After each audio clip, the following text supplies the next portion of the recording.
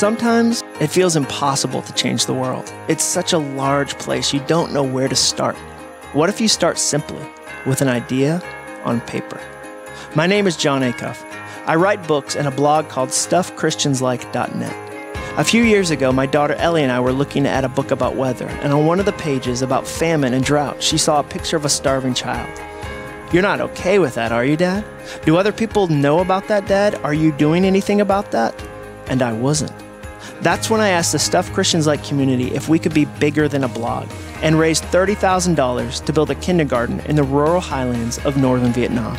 Do you know how long it took? 18 hours. We realized we had undersized the opportunity and decided to double down and raised another $30,000 to build a second kindergarten. This is the story of how an idea on a blog became a reality in a village.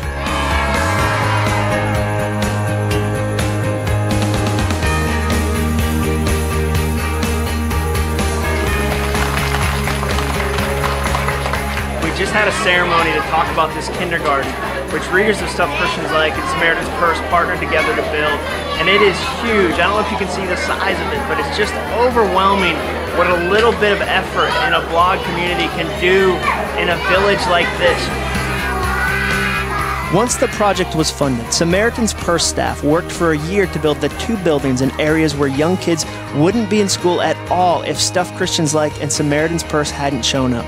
It was clear that this gorgeous school building was the nicest structure in all the village. As we drove to the second kindergarten, we learned that in these communities, there's not a lot of exposure to Christians. So when the people who live there ask, why? Why are you building this amazing school for us?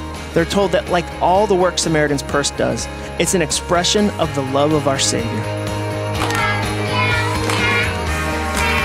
For the second time in 24 hours, we stood among hundreds of children beside a building that exists in the highlands of Vietnam because an online community of people, from their couches and desks and kitchens, said yes when we asked, what if? Yes, we are bigger than a blog. Yes, with God, in God, and through God, we can all be bigger than ourselves. To the glory of our great wild card of a God, 2 communities in the highlands of Vietnam have been given hope. And for this moment, for this day, the impossible feels a lot smaller. The difficult feels a lot easier.